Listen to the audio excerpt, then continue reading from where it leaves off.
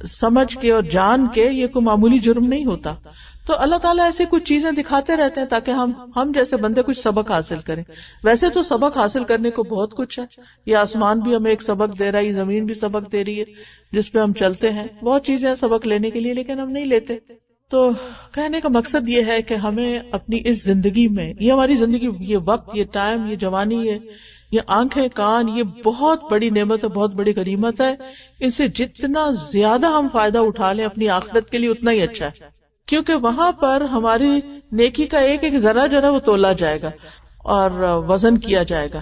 سورۃ الاعراف میں اللہ تعالیٰ فرماتے ہیں وَالْوَزْنُ يَوْمَئِذٍ الْحَقُّ فَمَنْ ثَقُلَتْ مَوَازِينُهُ فَأُولَئِكَ هُمُ الْمُفْلِحُونَ وَمَنْ خَفَّتْ مَوَازِينُهُ فَأُولَئِكَ الَّذِينَ خَسِرُوا أَنفُسَهُمْ. اور اس دن وزن برحق ہے، یعنی اسکیل بالکل صحیح ہے. پھر وہ شخص کے اس کے پلڑے بھاری ہو گئے وہی کامیاب ہونے والے ہیں.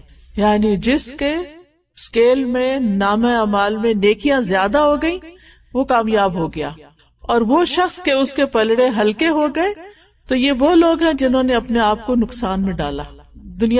دنیا کے پیچھے بھاگتے رہے، آگے کے لیے کچھ نہیں بھیجا، لہذا یہاں آ کر لوزرز بن گئے.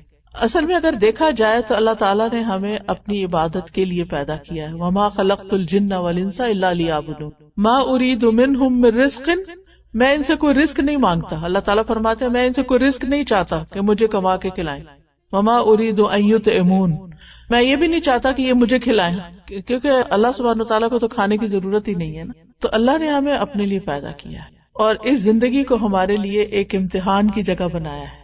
اللہ تعالیٰ نے بہت ساری چیزیں بنائی نا، اس میں سے ایک جنت بھی بنائی، جہنم بھی بنایا، پھر انسان کو بنایا. جتنی بھی چیزیں اللہ نے بنائی نا، اس میں سب سے بہترین چیز انسان ہے، کیونکہ انسان کو عقل اور چوائس دی گئی ہے جبکہ باقیوں کے پاس نہیں ہے. فرشتوں کے پاس اپنی چوائس نہیں ہے، جنات کے پاس ہے اور ان کا بھی ٹیسٹ ہے. تو ہم سب کا ایک امتحان ہے اور ہمیں اس دنیا میں پروو کرنا ہے مرنے سے پہلے کہ ہم اچھے کام کر رہے ہیں. ایکم احسن عملا. ہم میں سے ہر ایک کا ٹیسٹ یہ ہے کہ اللہ تعالیٰ دیکھ رہے ہیں کہ تم میں سے کون سب سے اچھے کام کرتا ہے. یعنی ہمارا ایک کمپٹیشن ہے، کس چیز کا؟ احسن عمل کا، اچھے کاموں کا. لیکن ہماری اصلی منزل جو ہے وہ آخرت ہے. اس دنیا میں ہم نے اپنی آخرت کے لیے کمانا ہے. اللہ تعالیٰ فرماتے ہیں یا ایھا الذین آمنوا اتقوا اللہ ولتنظر نفس ما قدمت لغد واتقوا اللہ ان اللہ خبیر بما تعملون. اے ایمان والو، اللہ سے ڈرو اور ہر ایک کو یہ دیکھنا چاہیے کہ اس نے کل کے لیے کیا سامان کیا ہے، اور اللہ سے ڈرتے رہو، جو کچھ تم کرتے ہو اللہ یقیناً اس سے پوری طرح باخبر ہے. اللہ تعالیٰ کو سب پتا ہے کہ ہم کیا کر رہے ہیں. تو یہ جو بات ہے نا کہ ہر ایک کو یہ دیکھنا چاہیے کہ اس نے کل کے لیے کیا سامان کیا ہے، تو یہ میرے لیے بھی ہے، آپ کے لیے بھی ہے، چھوٹوں کے لیے بھی ہے، بڑوں کے لیے بھی ہے، سب کے لیے، کہ ہم اپنی کل کے لیے کیا تیار کریں، ساتھ کیا لے کے جا رہے ہیں. جو آخرت کی تیاری کرتا ہے، کل کی تیاری کرتا ہے، وہ سب سے عقل مند انسان ہے. کیونکہ ایک طرف دنیا ہے جو ختم ہونے والی ہے اور ایک طرف آخرت ہے جو باقی رہنے والی ہے. اب عقل مند کون ہے؟ جو ساری طاقت یہاں لگا دے یا وہ جو آخرت کو سامنے رکھے، اس کے لیے بھی کام کرے، یہاں اس کو آگے سامنے رکھ کے کہ میں یہاں صرف وہ کام کروں گا جو مجھے یہاں فائدہ دیں گے، میں نے ایسے کاموں میں نہیں پڑنا جو مجھے یہاں فائدہ نہیں دیں گے. رسول اللہ صلی اللہ علیہ وسلم سے پوچھا گیا کہ مومنوں میں سے سب سے زیادہ عقل مند مومن کون ہے؟ فرمایا جو موت کو زیادہ یاد کرے اور اس کے بعد کے یعنی موت کے بعد کے لیے اچھی تیاری کرے، وہی عقل مند ہے. کیونکہ قیامت کے دن ہمیں ایسی زندگی ملے گی جو کبھی ختم نہیں ہوگی، ایسے جسم ملیں گے جو مرنے والے نہیں ہوں گے، ان جسموں پہ موت نہیں آئے گی، کوئی مار نہیں سکتا. یعنی دنیا میں تو یہ ہوتا ہے نا کہ اگر کسی کو اپنی دنیا کی زندگی اچھی نہیں لگ رہی تو وہ کیا کرتا ہے؟ سوئسائڈ کر لیتے ہیں نا، خودکشی کر لیتے ہیں. وہ دنیا سے خوش نہیں، وہ یہاں نہیں رہنا چاہتے، ان کو پسند نہیں. چلو ٹھیک ہے تمہاری مرضی. لیکن جہنم میں کوئی خودکشی نہیں کر سکتا. قرآن مجید میں آتا ہے ثم لا يموت فيها ولا يحيا. وہاں نہ اس میں کوئی مرے گا اور نہ ہی زندہ رہے گا. جہنم کی زندگی نہ زندگی ہے اور نہ وہ موت وہاں کی موت ہے. انسان زندگی اور موت کے بیچ میں ایک مصیبت میں مبتلا ہو جائے گا. لہٰذا ہم میں سے ہر شخص کو اپنی زندگی کا ہر دن سوچ سمجھ کے گزارنا چاہیے، سنت کے مطابق گزارنا چاہیے. جیسے ابھی بہن نے کہا کہ ہمیں بہت ساری چیزیں پتہ ہوتی ہیں لیکن ہم کرتے نہیں، تو اپنی ایسی پلاننگ کریں، ڈے پلاننگ، کہ آپ میکسیمم سنتوں کی پیروی کریں تاکہ آپ کا سارا دن کیا بن جائے؟ عبادت. دن کا آغاز کریں اللہ کے ذکر سے، اللہ کے شکر سے. شکر سے کیسے آغاز ہوگا؟ اٹھتے ہی کیا پڑھیں گے سب سے پہلے؟ الحمدللہ الذی احیانا بعدما اماتنا والیہ النشور. جس کو دعا نہیں آتی کوئی شرمانے کی بات نہیں، انسان ساری زندگی سیکھتا ہے. مجھے اب تک کئی دعائیں نہیں آتی تو میں اپنے پاس لکھ کے لگا لیتی ہوں، پھر ان کو پڑھتی رہتی، پھر یاد ہو جاتی.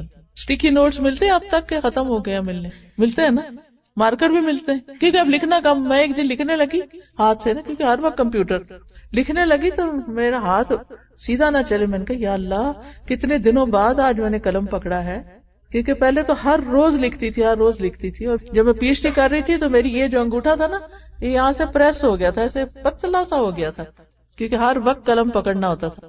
تو اب میں نے کہا کہ اچھا اسٹیکی نوٹس بھی اب نہیں استعمال ہوتے اور پین بھی نہیں ہوتے، اور بہت چھوٹا موٹا کسی کا جلدی سے کوئی نام، کوئی کسی کو میسج سینڈ کرنا تو اور بات ہے.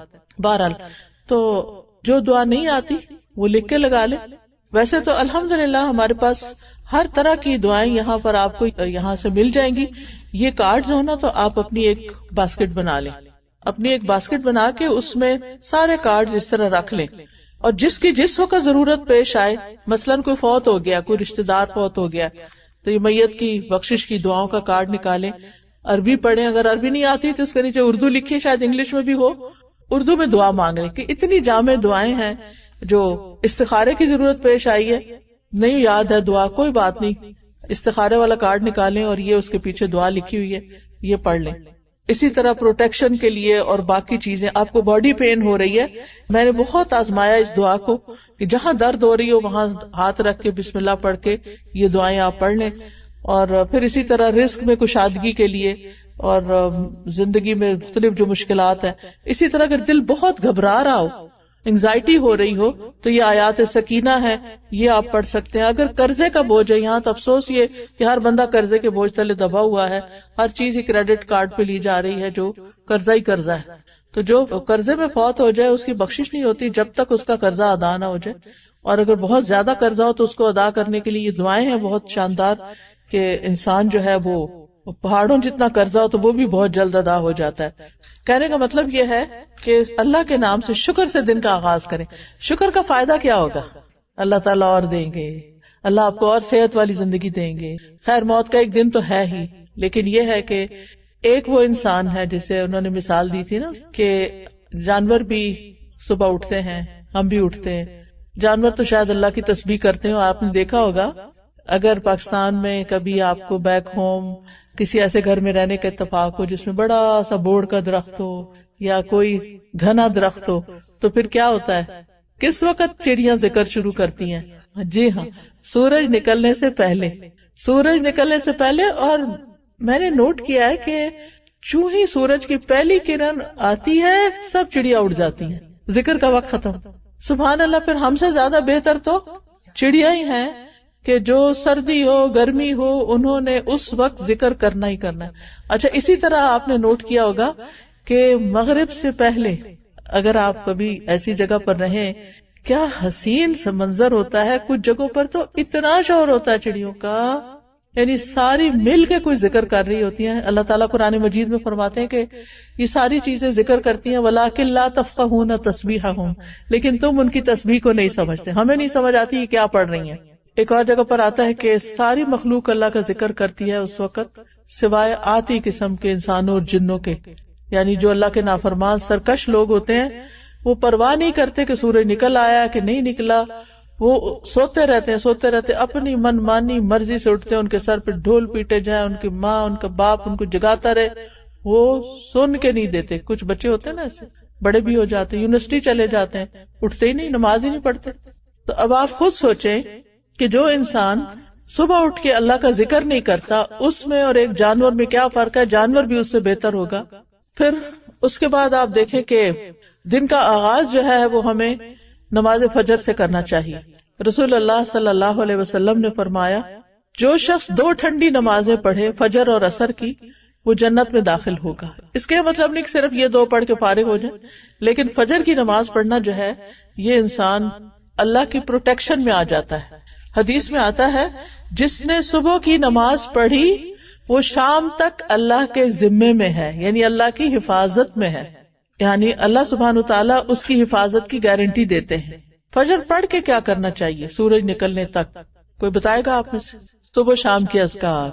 اگر آپ سورج غروب ہونے سے پہلے اور نکلنے سے پہلے اذکار پڑھتے ہیں تو وہ آپ کے لیے پروٹیکشن ہے، اور اگر اس کے بعد پڑھتے ہیں تو خالی ذکر ہے. اس لیے میک شور کہ سورج نکلنے سے پہلے آپ اذکار کر لیں. پھر اسی طرح اور کیا پڑھ سکتے ہیں؟ کیا پڑھنا چاہیے؟ قرآن. ان قرآن الفجر کان مشہودا. فجر کا قرآن جو ہے اس پہ فرشتے حاضر ہوتے ہیں. اگر زیادہ نہیں بھی آپ کو جاب پہ جانا ہے، آپ کو گھر کا کام ہے، آپ کو بچوں کو اسکول بھیجنا ہے، آپ کو بالکل ٹائم نہیں، تو آپ کم از کم قرآن کھول کے 3 آیتیں پڑھ لیں، 1 پیج پڑھ لیں، لیکن قرآن کھولے ضرور. میں نے اپنی روٹین یہ بنائی ہوئی کہ اس وقت میں سورۃ البقرہ کا کچھ حصہ پڑھتی ہوں، کیونکہ سورۃ البقرہ جو ہے اس کے پڑھنے کے بہت فائدے، بہت برکتوں والی سورت ہے. یعنی اس کا پڑھنا باعث برکت ہے، حدیث میں آتا ہے، اور اس کا چھوڑنا باعث حسرت ہے. اور جادوگر اس پر یعنی اٹیک نہیں کر سکتے. اگر آپ پڑھتے ہیں نا تو آپ پر کوئی شر اثر نہیں کرتا، آپ فلی پروٹیکشن میں آ جاتے ہیں. تو اگر اس وقت کیونکہ ٹائم ذرا کم ہوتا ہے، آپ کو دن بھر کے کاموں کی پلاننگ اور کئی چیزیں کرنی ہوتی ہیں، تو آپ اگر اس وقت سورۃ البقرہ کا کچھ حصہ جتنا آپ پڑھ سکیں، ہر ایک کی اپنی اپنی روٹین ہے، 1 صفحہ 2 صفحہ 3 صفحہ 4 آدھا پارہ 1 سپارہ جتنا آپ کو ملے وہ پڑھ لیں. یعنی آپ کی زندگی کا کوئی دن خالی نہیں جانا چاہیے جب آپ نے